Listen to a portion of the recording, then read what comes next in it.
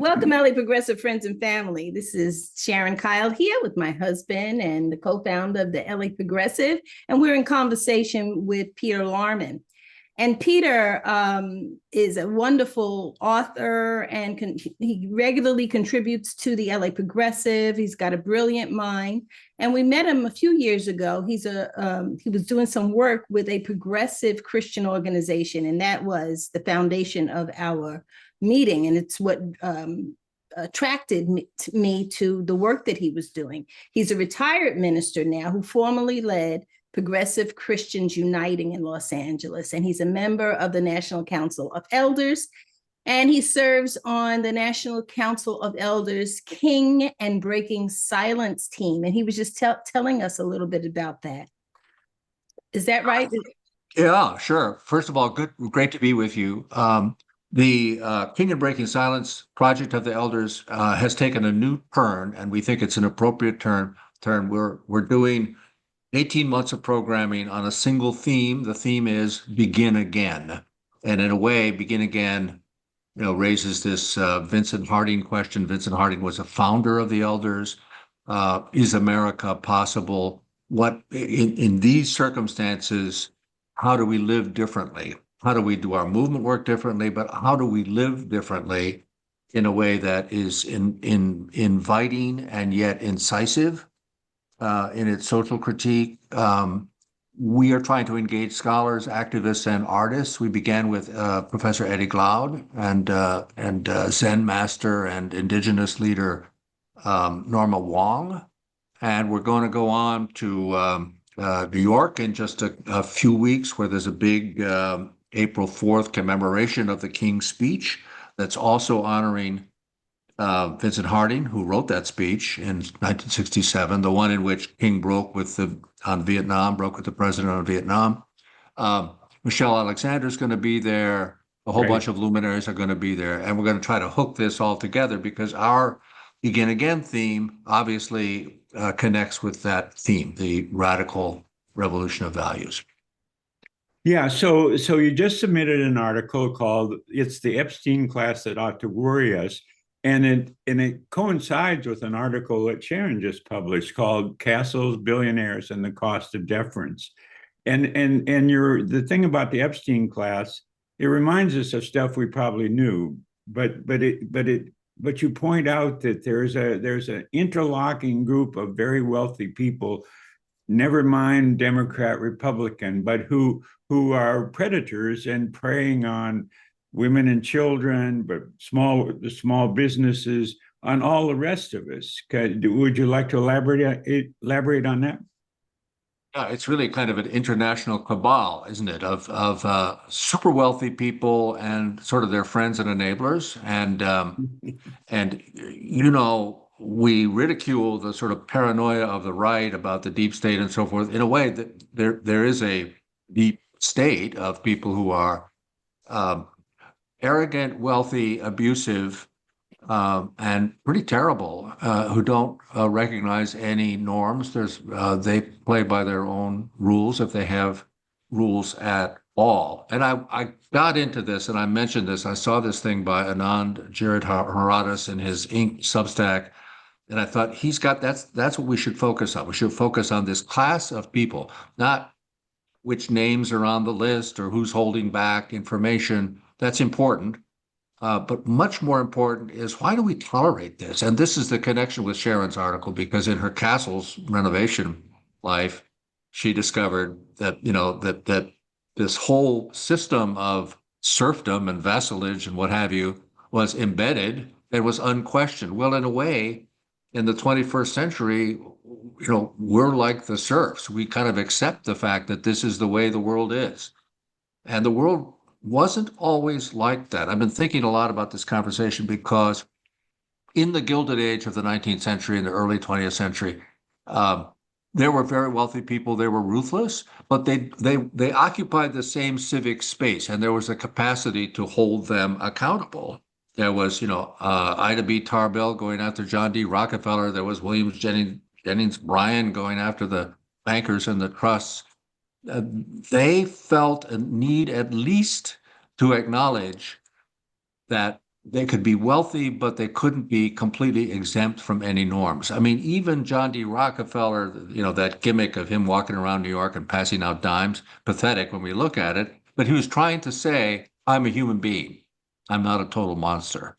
Andrew Carnegie saying it's a disgrace when people die rich. There was, some level of belonging to a society. And the people we're talking about in Epstein's people, they don't acknowledge belonging at all. I mean, other people are treated, as I write, with absolute contempt. Absolute contempt. So let me say, so what you're talking about reminds me a little bit about when I lived in a small town called Mount Pleasant, Iowa. My dad taught at Iowa Wesleyan College. And there was one family that had a huge mansion, 3 stories, which was just out of place in Mount Pleasant.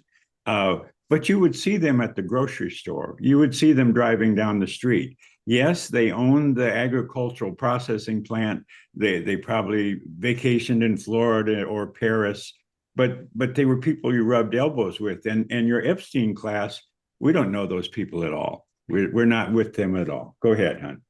Right. So I've been thinking a lot about this, Peter, and as a result, I wrote that piece where I talk about how we as human beings, I'm thinking, tend to give undue deference to people who just grab power and seek their place at the top of the hierarchy. But as I thought more about it, I think that tends to happen in larger societies. And like Dick just described, his small neighbor, his small town where everybody knew each other, and like you said, where they shared civic space, there's less of a tendency for these people who clearly have no shame. They have no shame, and they have no shame because they don't have any connections to the hoi polloi. They can They're insulated. They're insulated. It's so interesting that we talk about Jeffrey Epstein's island. These people have islands. Yes. Literal islands. Literally. Literally and metaphorically, they live in a different space. I mean, do you think you're going to see an Ellison in the grocery store anytime soon Right. in LA? Not likely, right? Yeah. Yeah. This is a complex problem. They have servants. They have, private everything, private planes, private clubs, private whatever. So the thing I'm trying to say here is this tripped me into sort of biblical consciousness because oddly, the Bible, yes, the Hebrew prophets of the 9th and 8th and 7th centuries before the Common Era, they looked at their society and they saw something that's reminiscent of this. That is to say, they saw, what does Jeremiah say? The priests and the rulers, conspire, and people let them have it so, or something like that. There was this fusion of corrupt religious leaders, corrupt exploiters of the poor.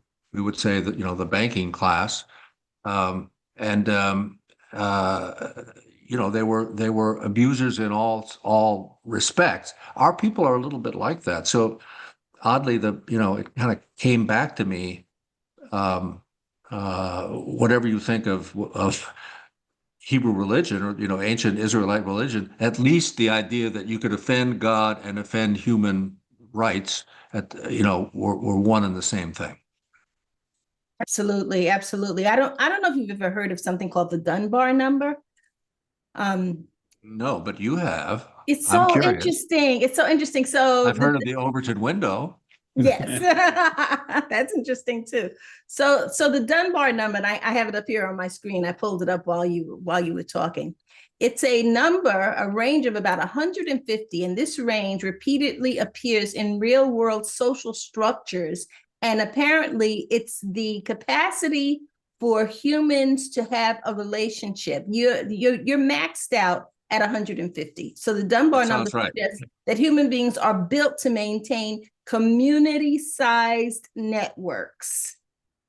And I think that this is kind of what we're talking about. When there's a breakdown in our ability to maintain community-sized networks, we get these people that just go off and exploit their anonymity, go off and have islands, do all kinds of things, because the checks and balances that come naturally as a result of having community-sized networks where your neighbor right next door can see right what you're doing, and it's like, shame, shame, shame on you. All of that kind of just drops away. Mhm, mhm, mhm. And there's a little bit more to it in that, interestingly, in talking to Professor Glaude, he brought up the name of Robert Bellah. People don't hear that name very well. Robert Bellah was a sociologist of the last century, writing in the 1970s. Glaude said that Bellah was prophesying already by the late 70s this corrosion in civic consciousness, the idea that everybody gets to participate at some level, and there's an implied, Bellah used the term civil religion. There's an implied civil religion in which there are norms, there are rules, there are expectations. That's all shot to hell. Reaganism had a lot to do with it. Thatcherism, there is no such thing as society. Remember that from her. Yeah. And the problem with corruption in very high places is it seeps down. So think about this. More and more people in the United States realize that the top 0.0% basically don't pay taxes. They have all the money, but they don't pay taxes. Well, why should I pay my taxes? Why should I honor the honor system when nobody else is doing it? Leona Helmsley, remember in the 1980s, Yes, said I remember. paying New taxes York. are for little Yeah. people. Mhm. Only little people pay taxes. I think that's the exact quote, right?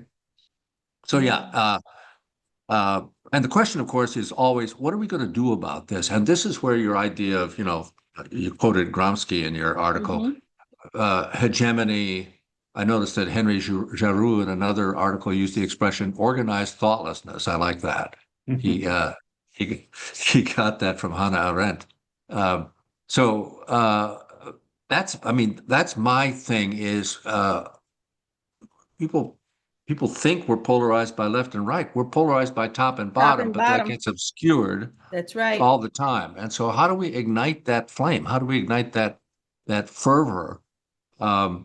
Which I think it's not about pitchforks. It's not about, rioting in the streets. It's about righteous indignation,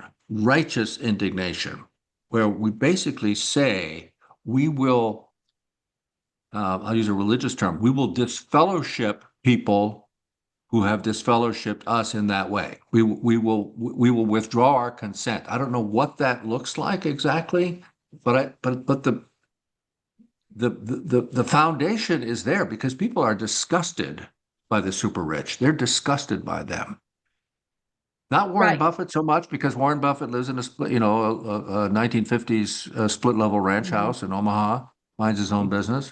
He doesn't have to live there, but he's making a statement that I'm still here. You could probably find me at the corner Wendy's, but this other class is like, fuck you. We've ascended. We're buying planets. We're not just buying islands. We're buying planets. Yeah, so you say, we're not divided by left and right, but rather top and bottom. And yet a primary game is to pretend that we are divided left and right. We're entering the primary and election season. And so all the attention will be there. And it's like, if only Texas could have a Democratic senator, the world would be so much better. And yet we see that it doesn't ultimately make much difference. Yes, Right. I read that very long profile of James Tallarico. I'm kind of interested in him because he's a progressive Christian. Christian, yeah. Right? Progressive Christian. He doesn't want to demonize anybody and stuff like that. I have a feeling that Texas will crush him like a bug, I know.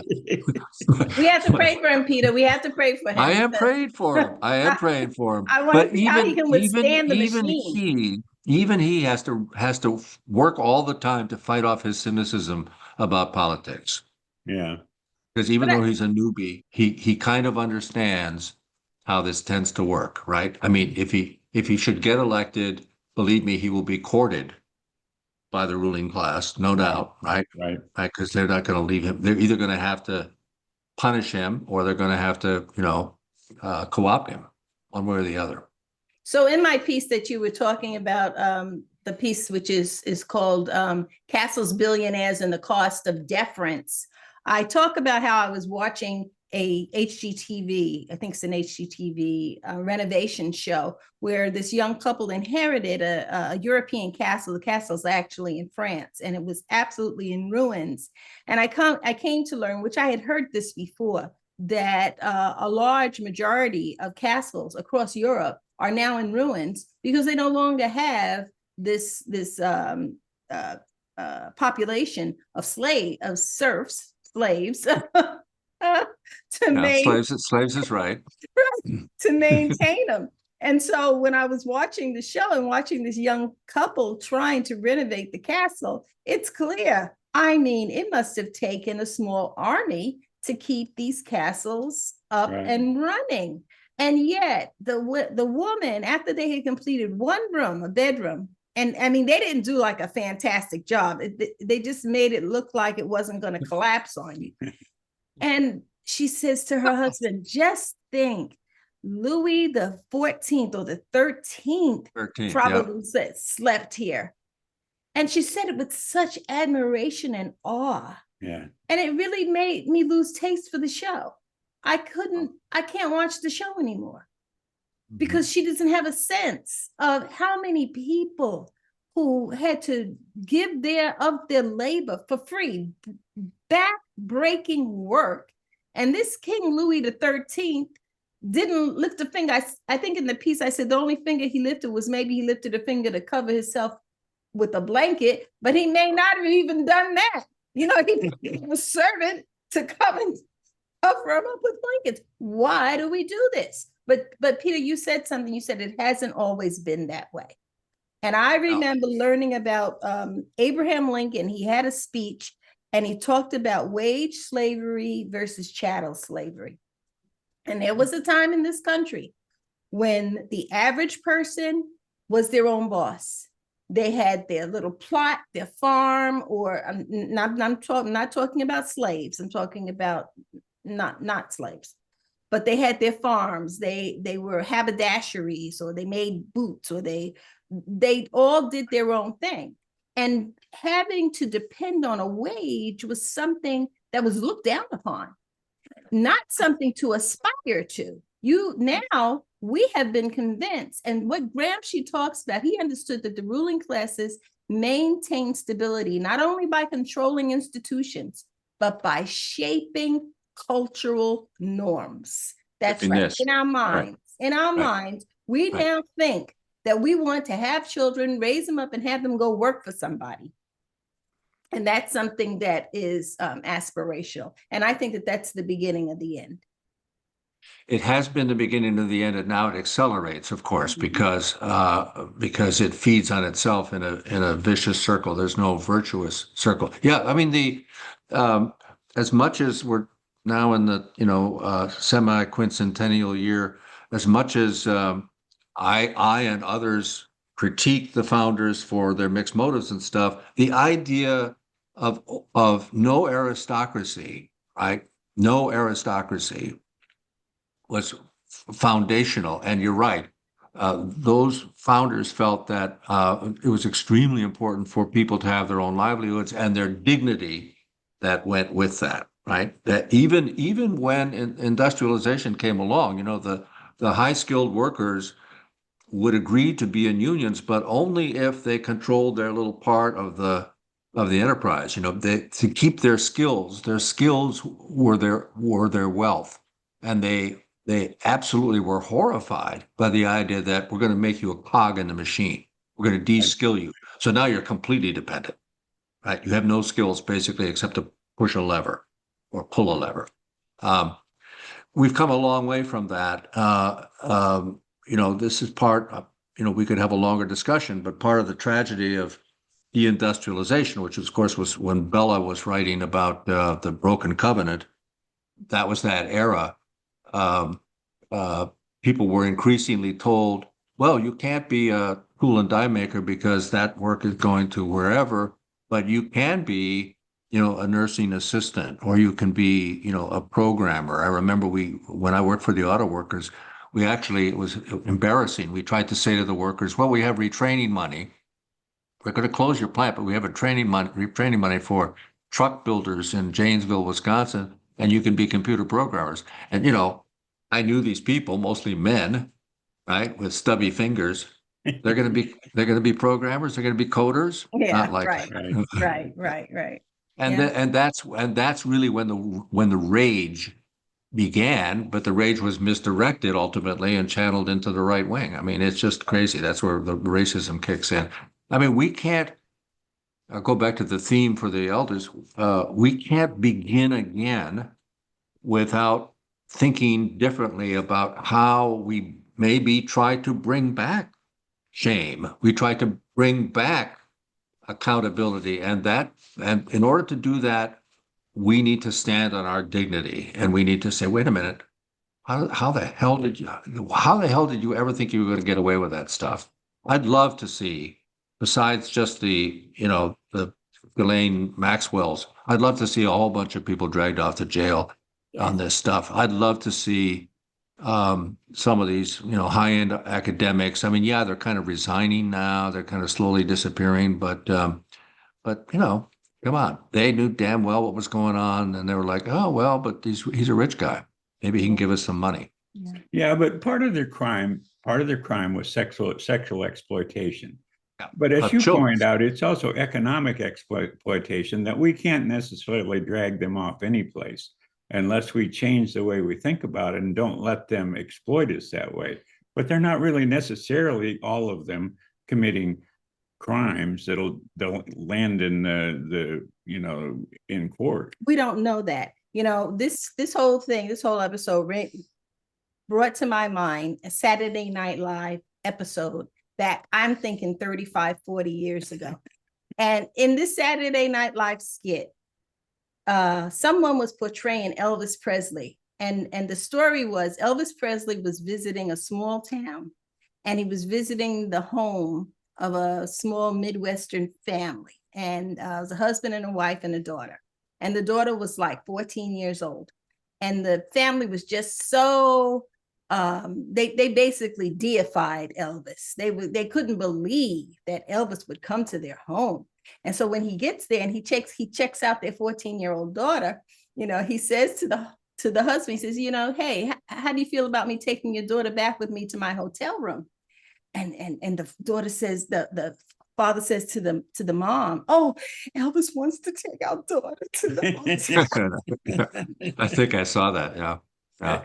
We laugh, but But that's exactly what it is. We are allowing this to happen. The enablers, the ones who have made it almost impossible at this point for us to find out the names of the people involved. We support this just the way that father supported giving his 14-year-old to Elvis. I use the word predation in the article, if we allow grotesque economic predation, that there's a fine line between economic predation and human trafficking. We know this, right? The two often interface. So you make people poor and dependent. You make them think, the only way for me to succeed is to give my body or give my child's body to one of these overlords. I mean, these things are hooked up together, which takes me back to the Hebrew prophets. It stinks in God. If God cares about anything, God cares about the vulnerable people, right? That is what these prophets are trying to say in their weird language. That's right. You worship false gods, you grind the faces of the poor, and yes, you are sexual violators. Yep. All those things. Peter, we just love having you here. Right. I have absolute hope. In my article, I put a lot of links to organizations that are working to challenge corporate power. We've got to challenge corporate power, and I have several links to organizations, and I'm going to put the links also in this video, and I'm going to link it at the bottom of your article as well, because there are some things that we can do, and we have to have hope. Otherwise, it's just total. Think about this. The end of the Social Security system, the keystone of the New Deal, is probably now, they keep moving it up, but it was going to be 2034. Now it's 2033. That's less than 10 years away. That means my generation didn't even get to, I haven't actually started drawing down on Social Security. Right. No, it's going to be gone before we know it, unless we wake up and say, wait a minute, that is so fixable. It's been fixable for years. The rich have to pay, period, the end. Right. Yeah. Yes, it's Anyway. fixable. But that's the key. Yes, you can fight the corporations and do everything you can do to undo their power.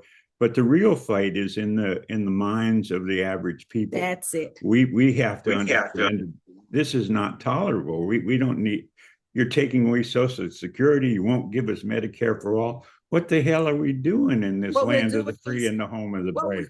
Is keeping pedophiles nice and comfortable and safe in their private islands and their private jets. That's what we're doing. I don't want to think and they're lawyered up. Right. Well, back to Gromsky. I mean, you're right, Dick and Sharon. This is the part that needs to be decolonized, right? We'll do it. We'll get there. We got to keep at it. That's right.